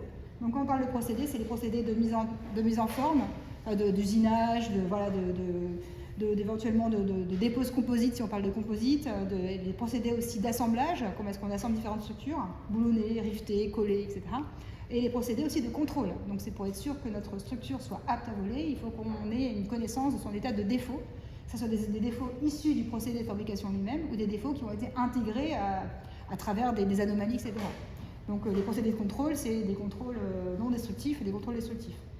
Donc on a des recherches et technologies sur ces axes-là, les procédés, les matériaux, donc pour des matériaux métalliques, des matériaux composites, et aussi les matériaux qui font toute l'isolation et les protections thermiques du lanceur, que ce soit protection de chaud, par rapport au flux moteur ou au flux généré par la traversée de l'atmosphère, parce que quand on va vite à travers un gaz ou un fluide, ben on chauffe. Et puis les matériaux isolation froide, puisqu'on a de la cryogénie à l'intérieur. Si on veut éviter que tout s'en aille par dégazage et par évaporation, eh bien, on calfeutre finalement nos bidons cryogéniques par des protections thermiques, quoi, qui sont très spécifiques. À chaque fois, c'est des systèmes qui apportent de la complexité, donc nous on va chercher des moyens de les simplifier, de les rendre plus performants, techniquement plus performants, ou de les rendre moins chers. Voilà, c'est toujours à peu près les mêmes axes. On a un axe de conception, donc là on parle plutôt de l'aspect structure, on va réfléchir à des concepts de structure qui vont être un petit peu plus pertinents, un peu plus astucieux, pour encore une fois gagner de la masse ou gagner des coûts. D'accord ? Donc là on va essayer de faire des choses qui intègrent plusieurs fonctions par exemple, et on va nous ce qu'on essaie de faire, et convaincre nos chefs que c'est bien de le faire, c'est d'aller vers la démonstration. Donc dès qu'on peut, essayer d'aller démontrer, d'aller faire un petit peu, faire un cas pratique, parce que finalement, et s'autoriser l'échec. Ça, je vous dis ça, c'est un vœu pieux, hein, parce qu'on n'a qu'une seule peur, c'est l'échec, dès lors qu'on met des sous dans un projet. Et malheureusement, si on essaie, donc du coup, on a tendance à vouloir blinder et sécuriser absolument nos projets, et on a du mal à aller jusqu'au bout. C'est des retours d'expérience. Donc l'acceptation de l'échec n'est pas du tout quelque chose facile dans la mentalité scientifique française, et donc c'est très difficile à vanter, mais mine de rien, si on le fait, il ne faut pas avoir peur de l'échec, parce que c'est beaucoup plus, je sais pas, c'est plus riche d'enseignement, mais en tout cas ça l'est probablement autant, peut-être d'une manière différente, qu'un succès. Donc on pousse beaucoup là-dessus, donc fabriquer et tester dès que possible. Et puis enfin, on a un troisième axe qui n'est pas négligeable, c'est ce qu'on appelle méthode et outils. C'est-à-dire que pour être capable d'évaluer ces concepts, être capable d'évaluer la performance de nos matériaux, de nos procédés, etc., il faut avoir des méthodes et des outils permettant la conception et le dimensionnement. Le dimensionnement, ça veut dire vraiment donner les bonnes épaisseurs au bon niveau, de manière optimisée, si je résume, pour nos différents éléments structuraux, quoi. Et donc là, ça demande des outils et donc des méthodes qui sont aussi On essaie aussi de moderniser pour prendre en compte les puissances de calcul qu'on nous propose aujourd'hui, les outils informatiques qui existent dans le marché, mais aussi des outils qu'on va créer nous en interne du CNES parce qu'elles sont vraiment adaptées à nos problématiques, quoi. Et donc tout ça, alors je vous le dis, parce que vous verrez peut-être ça, c'est associé à ce qu'on appelle une échelle de TRL. Alors attention, TRL, ça veut dire Technological Readiness Level, c'est-à-dire le niveau de maturité technologique d'un procédé, d'une méthode, d'une technique. Je n'embête pas avec ça, mais en gros, notre objectif de préparation du futur, c'est de partir de TRL qui sont assez bas, c'est-à-dire de phénomènes démontrés à un niveau laboratoire, jusqu'à un TRL le plus élevé qui est, on a validé notre proposition technologique en vol, en gros, dans un environnement complètement représentatif. D'accord ? Donc on parle d'un TRL de 0, enfin là c'est 1, ok, 1 c'est labo en gros, jusqu'à TRL 9, c'est en gros c'est sur le lanceur, quoi, qui est en opération actuellement. Donc ça je vous le dis parce qu'à chaque fois c'est comment est-ce que tu fais évoluer ton TRL d'une année à l'autre quand tu fais de la recherche et de la technologie. Ça permet à nos décideurs de voir qu'il y a effectivement du progrès. Voilà. Bon, là je vais aller vite, mais c'est plus pour les images. C'est plus pour les images, c'est quelques exemples d'activités qu'on peut réaliser. Donc dans la partie techno, par exemple, vous avez des structures qu'on essaye de rendre architecturées avec de la fabrication additive. C'est ce que vous voyez en haut sur les mailles, là. C'est comment rendre ces structures avec une orientation préférentielle des performances mécaniques. Donc on peut être amené à jouer avec des mailles élémentaires comme ça, les combiner pour faire des matériaux qui vont avoir, par exemple, un coefficient d'amortissement particulier dans une direction particulière. Ça peut nous intéresser pour nos structures.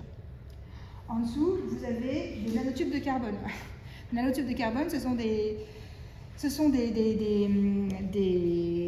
composants extrêmement petits. On joue avec le carbone dans son état quasiment élémentaire, on va dire. Donc ça, vous voyez à gauche une représentation d'une molécule de carbone, finalement, de graphite.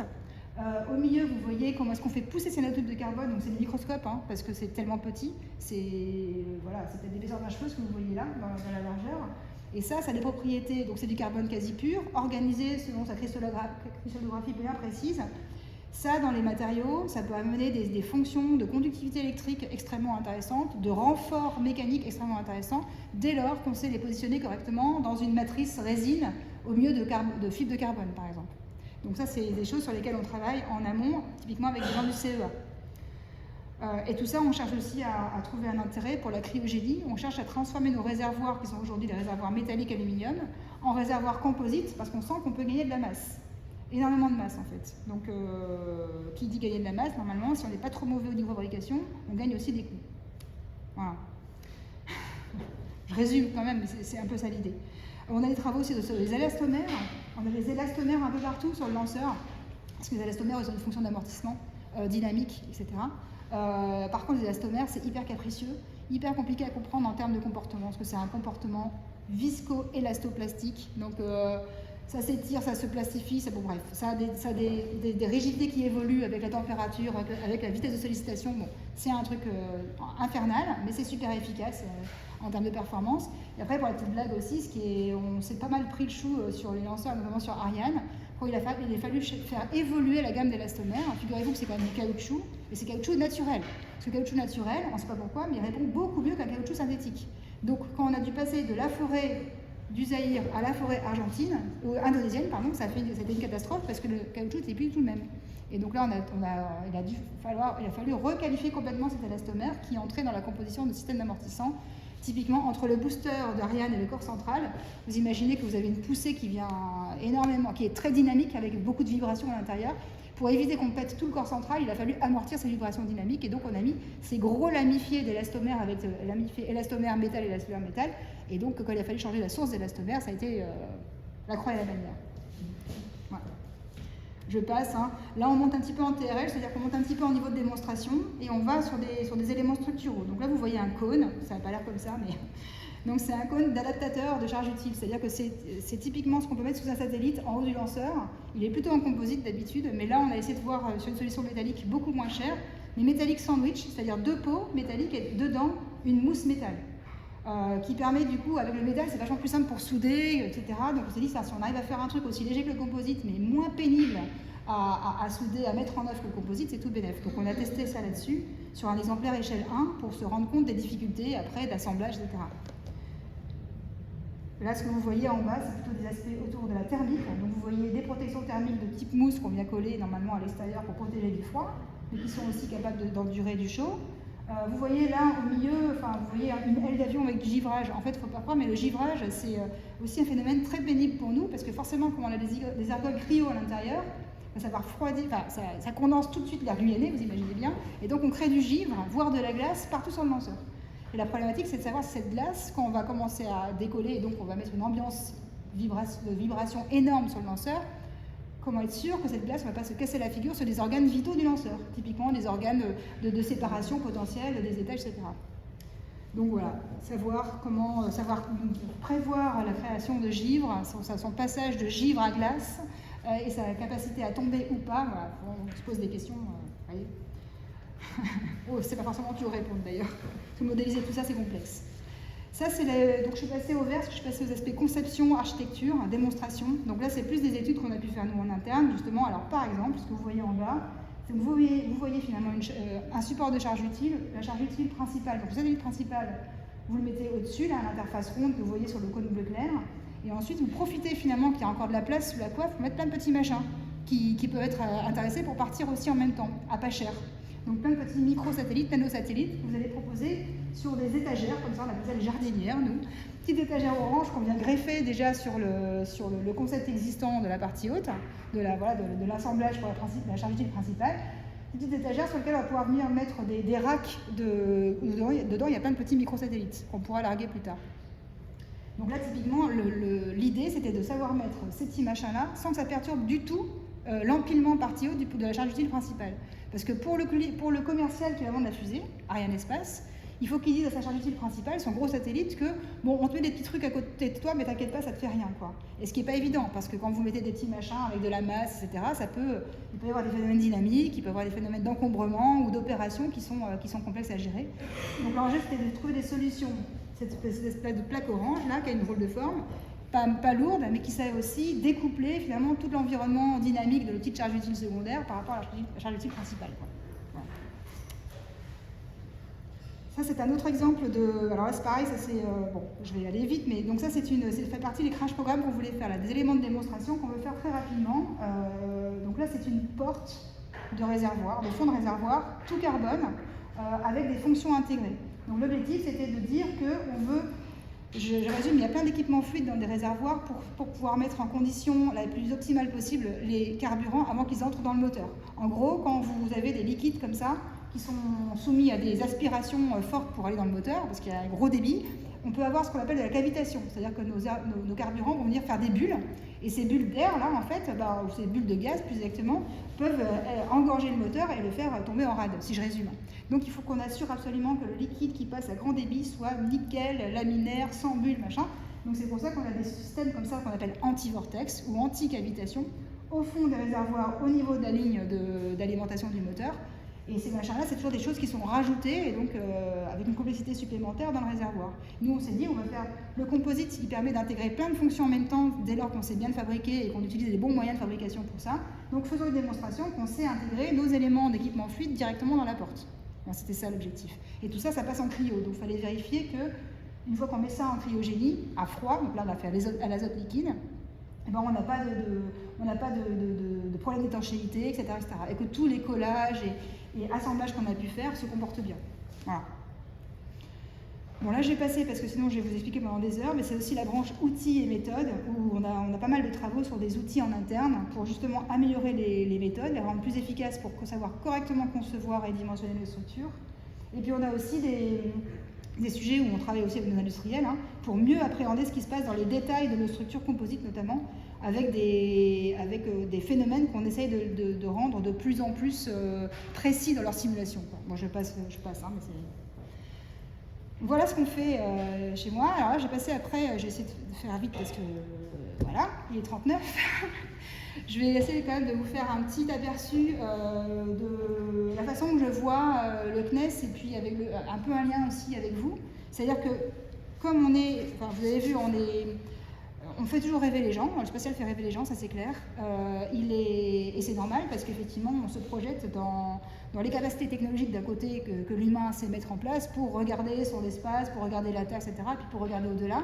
Et puis on se projette aussi dans notre condition d'être humain vis-à-vis de son système Terre et de l'univers, etc. Donc bon, voilà, c'est un pays d'imaginaire de fait. Et donc, une agence spatiale nationale, elle a forcément un lien avec ça. Je trouve qu'elle ne l'a pas forcément assez, mais cela étant dit, elle fait quand même des choses. C'est-à-dire que depuis longtemps, en fait, depuis, je dirais, peut-être une petite vingtaine d'années, le CNES a mis en place ce qu'il appelle l'Observatoire de l'espace, et qui est donc un laboratoire, il appelle ça le laboratoire culturel du CNES, où justement il y a une volonté de se rapprocher de domaines artistiques divers et variés. Il y a d'ailleurs assez naturellement pas mal de plasticiens qui interviennent là-dedans, mais pas que, des photographes, mais aussi des écrivains, enfin il y a de tout, hein, des peintres, etc. Et donc il y a des travaux comme ça qui sont faits autour de l'espace, donc appréhender les aspects imaginaires, mais aussi appréhender les technologies avec cette vision d'artiste, quoi. Et donc là je vous le dis parce que ça existe, c'est super intéressant, sauf que je pense que c'est très peu connu au sein des salariés du CNES, quoi. Les salariés du CNES, ce sont quand même des gens qui sont scientifiques, qui sont technophiles, et qui, je ne dis pas qu'ils ne sont pas curieux, mais sauf personnellement, n'ont jamais été éduqués à l'art, en fait. L'éducation de nos ingénieurs, peut-être qu'elle s'améliore ces derniers temps, mais ce n'est pas du tout le cas. Donc c'est vraiment des préoccupations ensuite personnelles. Donc voilà, ça existe, le CNES fait des efforts là-dessus, mais je trouve qu'ils sont trop peu connus au sein du CNES lui-même. C'est assez extraordinaire. Donc voilà, donc je vous le dis, c'est intéressant effectivement qu'on creuse un peu ces sujets-là, et notamment, typiquement, il y a des voies, hein, pour améliorer ça et pour proposer des choses au sein de l'Observatoire de l'espace, quoi. Là, c'est pour vous dire que c'est un peu mignon, mais que ça reste relativement, on va dire, sommaire, mais ça avait l'avantage d'exister. Il y a eu une grosse conférence qui s'est tenue la semaine dernière, qui s'appelle l'IAC, donc International Astronautical Conference, qui est un gros raout avec tout le spatial international. Et cette année, ça c'est tous les ans, cette année c'était à Paris, à Porte de Versailles. Le stand, il y avait un espace stand, bien évidemment, hein, en plus d'un espace de conférence. Il y avait un énorme stand du CNES qui était d'ailleurs très chouette. Et ce qui était rigolo, c'est que c'était les seuls, c'est le CNES qui invitait la conférence, du coup, hein. C'était en France, donc c'était nous qui organisions. C'était marrant parce qu'ils avaient fait venir donc un gars qui fait entre peinture et graphe, je ne sais pas exactement. Donc ça paraissait, c'était marrant de voir la réaction des gens, de ce gars qui peignait en direct, qui a donc fait aussi ces petits logos qui étaient dans la plaquette de la journée grand public du CNES. Pas la journée technique, mais la journée grand public uniquement, comme quoi les techniciens n'ont pas le droit d'avoir ce genre, je sais pas, la dichotomie est assez marrante. Et c'était assez drôle de voir la façon dont réagissaient les gens, ça paraissait complètement incongru. C'est quand même fou, quoi. Il n'y avait que ça, hein, de l'art dans la conf, il n'y avait que ça, quoi. Mais ça paraissait, enfin, moi j'ai compris. Donc il y a du taf, mais en tout cas, le CNES avait quand même une volonté de faire quelque chose, même si ça peut paraître un peu innocent et mignon, il y a une volonté. Donc je vous le dis, il y a peut-être des choses à améliorer. Et puis pour finir, donc il y a aussi, le CNES fait pas mal de publications, hein. J'en suis tombée sur une d'ailleurs qui est assez sympa, c'est un petit fascicule sur les nouveaux espaces et comment est-ce que effectivement des gens qui sont hors de la sphère du technique imaginent ces espaces-là.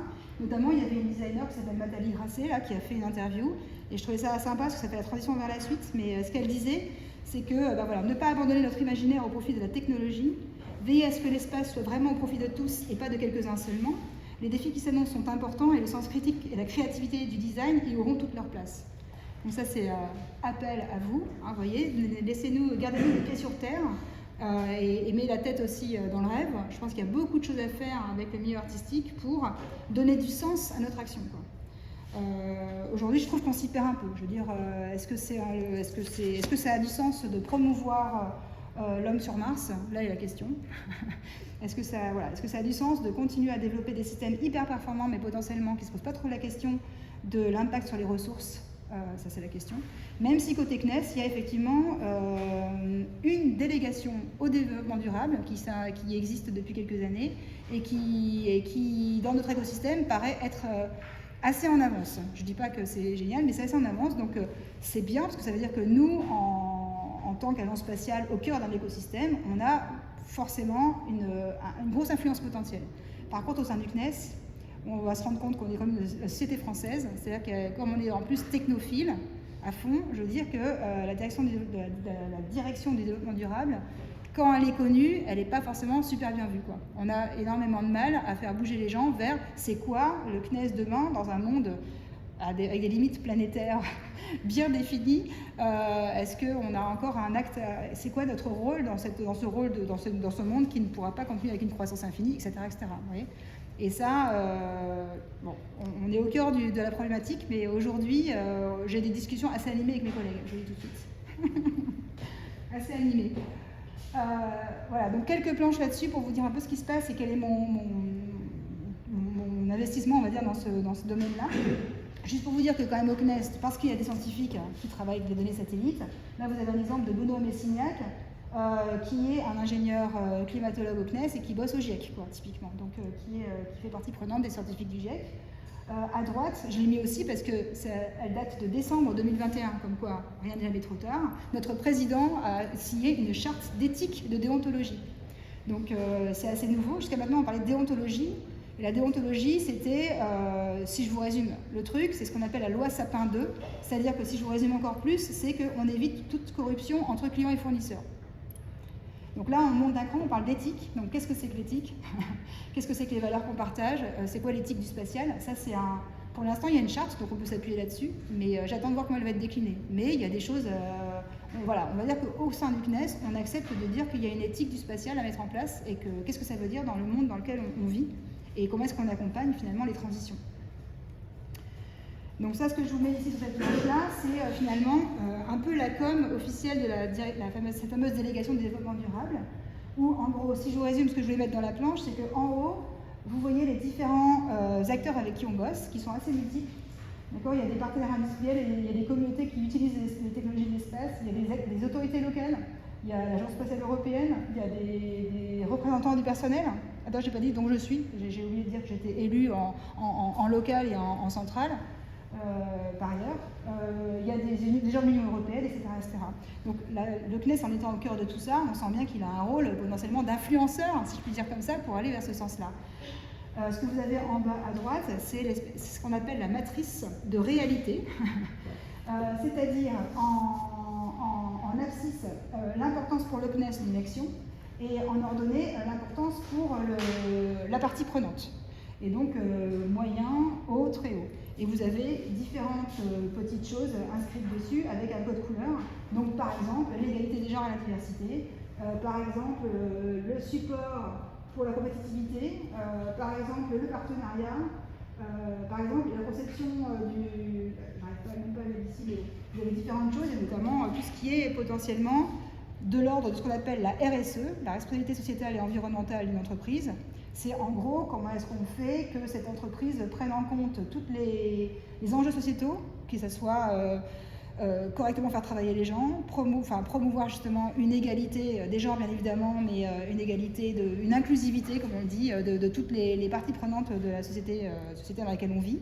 Comment est-ce qu'on améliore nos contacts avec notre écosystème, comment est-ce qu'on rayonne, comment est-ce qu'aussi on apporte finalement à l'éducation des plus défavorisés, etc. etc. Bon.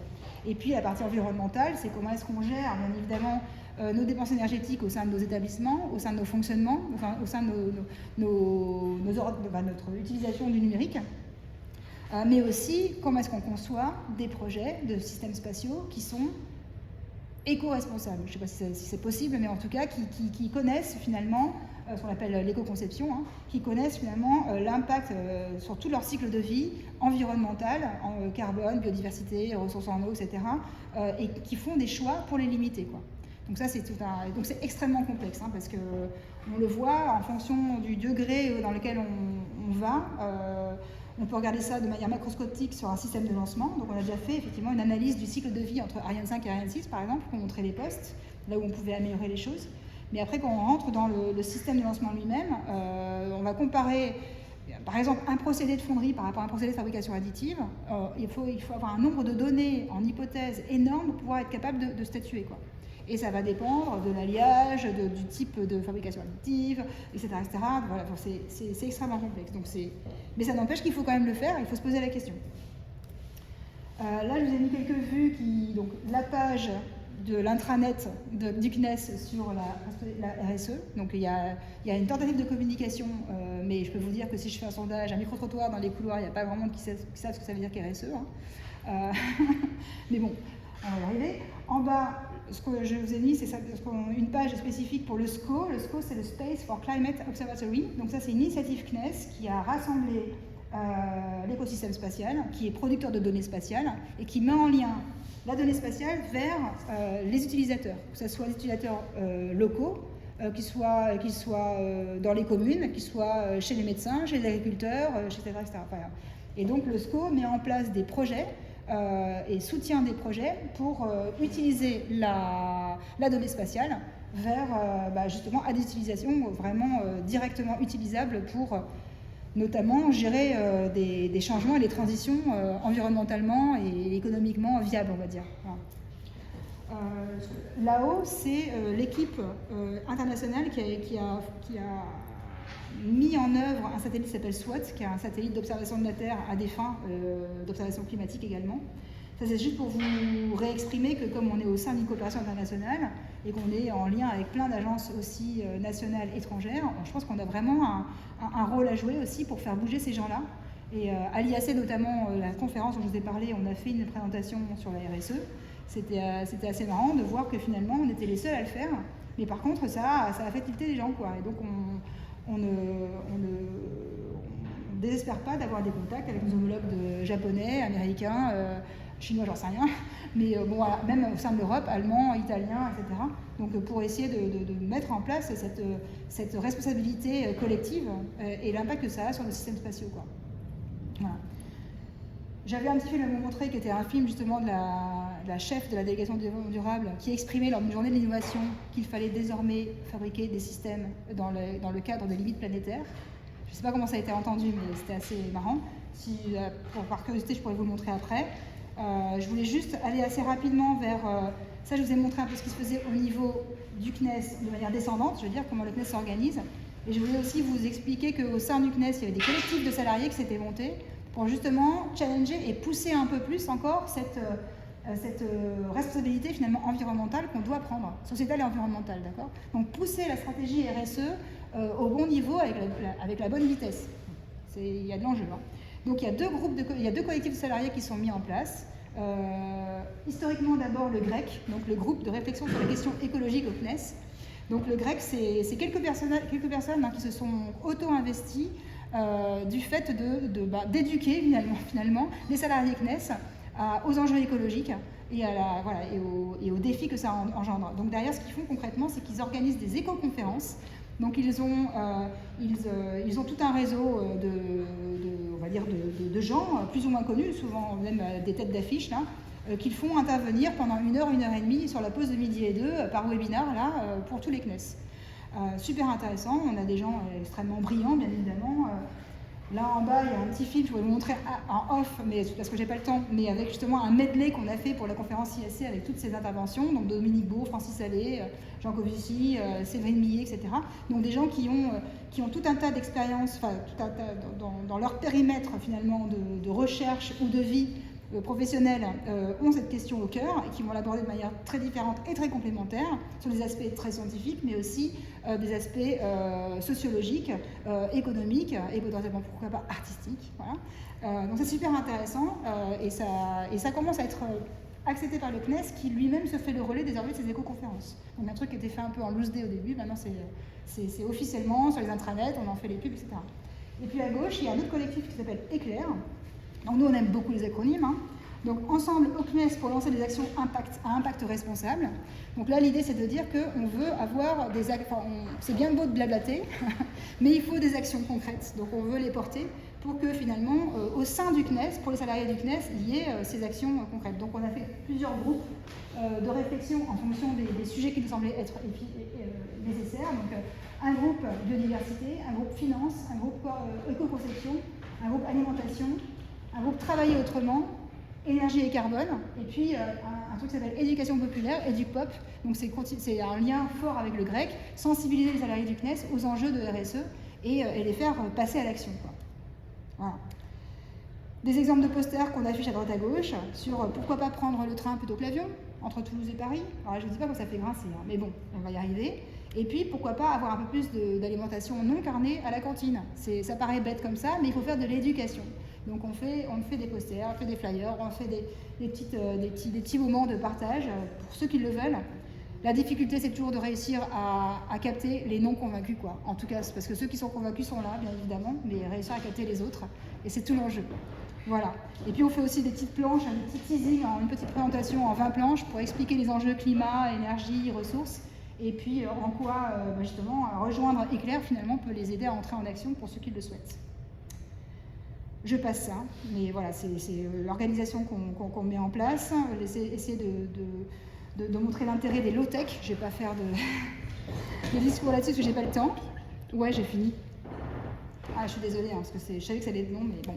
Et l'importance, alors ça c'est un petit truc que j'ai piqué à Arthur Keller, qui est une personne qui travaille sur les risques associés aux problématiques complexes, et notamment systémiques, qui est quelqu'un de très intéressant, je vous conseille de l'écouter. Il a des confs très inspirantes qu'il a déroulées dans différentes écoles et qui sont dispo sur YouTube.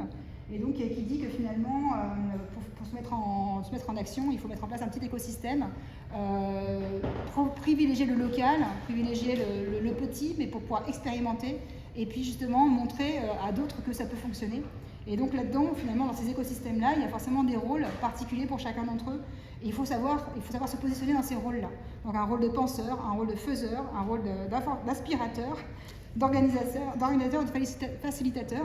Et en fait, c'est juste pour dire que finalement, ce qui est super important, c'est de se mettre en action pour aller au-delà du côté un peu désespérant qui peut exister dans la situation actuelle, retrouver finalement le sens du collectif en se mettant en action ensemble, et c'est vraiment ce qui remet de la joie et de l'enthousiasme finalement.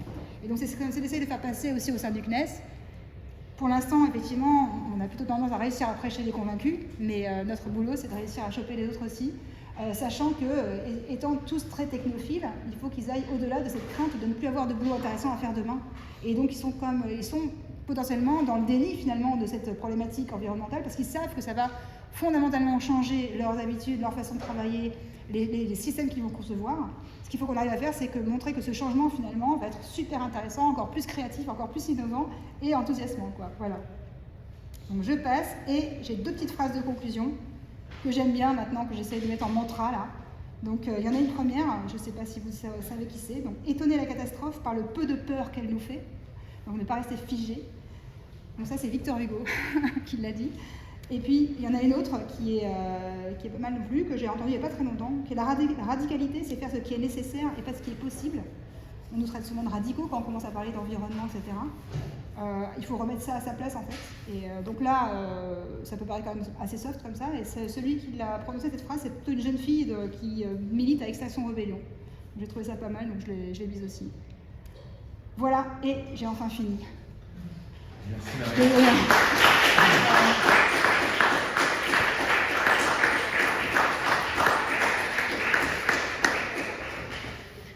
Merci infiniment Marie, c'était une performance parce que tu as réussi à être totalement dans les temps, mais nous n'aurons pas de questions véritablement, enfin peut-être 1 ou 2 questions, mais c'est très rapide parce que nous avons… 58. Il est 58, donc ça fait une question par minute. Après on a le vernissage, donc vous pouvez vous parler pendant le vernissage. Oui alors, attendez, il y en avait une là.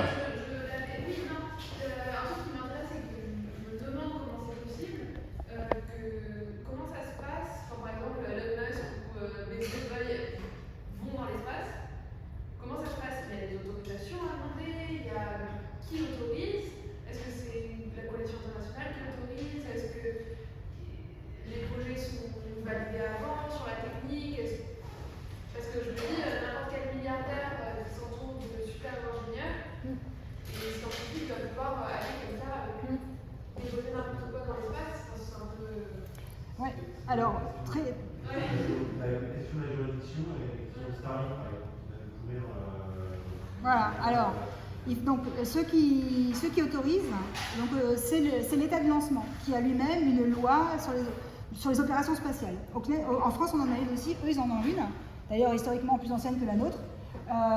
Donc c'est un organisme qui s'appelle la FAA, la Federal Aeronautical Association, je pense, un truc comme ça.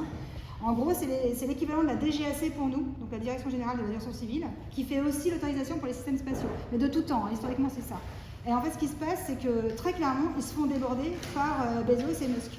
Ils se font déborder par ces nouveaux usages du spatial où les mecs ils balancent effectivement des dizaines et des dizaines de satellites en orbite basse. Ils n'ont pas prévu la législation pour gérer ce truc-là. Donc ils sont en train de mettre des freins en ce moment, très clairement. D'autant plus que donc ils essayent de réfléchir, mais bon, pour l'instant ils n'ont rien à opposer à Musk, donc ils peuvent que lui autoriser ses vols. Dès lors que Musk, par ailleurs, respecte la loi vis-à-vis de la sauvegarde de la sécurité des gens au sol et de la sécurité de l'écosystème. Et ça, c'est pas le cas. Il s'est aussi pas mal assis depuis Cap Canaveral, environnementaux. Il a un peu, on va dire, mis sous le coude quelques dossiers environnementaux et là, il est en train de se faire rattraper par la patrouille. Mais donc c'est pour ça qu'il a eu aussi quelques on va dire, arrêts de lancement pour pouvoir gérer ce truc-là, pour qu'il fasse des dossiers pour montrer qu'il est dans les règles. Mais sur l'histoire de Starlink, etc., ils sont en train de se faire déborder. Donc là, je pense que ça va effectivement, c'est en train de réfléchir, quoi. Alors, il y a une charte internationale de l'espace qui date de 1967, qui régit un peu finalement l'éthique du spatial. Donc en 1967, il ne faut pas imaginer qu'on n'était pas exactement dans le même monde qu'aujourd'hui. Donc on parle du spatial au profit de la croissance économique, etc. Donc la question se pose effectivement, est-ce que cette charte n'aurait pas intérêt à être revisitée au vu de la contemporanéité de notre environnement, quoi. Il y a des gens qui participent à des groupes de travaux internationaux typiquement depuis des lustres, il y a des groupes de travaux sur la gestion des débris. Donc la loi sur justement les lois qui peuvent dériver sur maintenant quand tu mets un truc en orbite, il faut que tu le désorbites. Ça vaut pour les étages de lanceurs, ça vaut pour les satellites aussi. Ça c'est une loi internationale que chacun après décline dans son propre état, comme les lois européennes sont déclinées ensuite dans les différents états européens. Donc sur les débris, ça fait longtemps que ça existe, effectivement, et ça devrait être respecté. Après, on a des pays qui s'assoient plus ou moins sur la loi et on n'a pas de police de l'espace, quoi. Donc typiquement, si les Chinois décident d'y aller comme ça et de laisser leur cochonnerie là-haut, il n'y a pas de police de l'espace qui va leur dire « mon coco, tu redescends ton objet ». Les poubelles partout autour de nous, si on regarde dans l'air et ailleurs, si on s'envoie les poubelles. Non mais je pense que, il est temps qu'on se pose la question de ce que fait Musk et Bezos et de la destruction de l'air que ça entraîne, quoi. Je veux dire, vous pouvez écouter Aurélien Barraud, donc astrophysicien, philosophe, et gars extrêmement brillant, qui fait aussi des interventions que vous pouvez voir sur YouTube, qui est vraiment que je suis fan, je l'avoue. Et donc effectivement, lui, il exprime tout le mépris qu'il a pour des gens comme Musk, qui n'ont strictement rien à faire dans l'environnement Terre, qui ont décidé de toute façon qu'ils iraient ailleurs, si toutefois vraiment il va y aller, mais qui effectivement utilise la Terre pour son propre business, quoi. Et donc le fait pour un astrophysicien d'avoir son ciel pollué par le dernier espace finalement propre à l'homme, qui est d'aller voir les étoiles, et là on voit des trains de Starlink, forcément ça le touche, et je comprends, mais c'est pas... Donc là ce que j'espère, c'est que le grand public se rend compte de ça, de l'initier de ça, comme du tourisme spatial, quoi, qui n'a aucun intérêt, quoi. Voilà, aucun intérêt. Évidemment, parce que c'est au profit des plus riches, c'est comme pour tout sujet qu'on a autour de l'environnement, hein. C'est comment organiser un espace utile pour tous, quoi. Voilà, donc on continuera à te poser peut-être des questions tout à l'heure.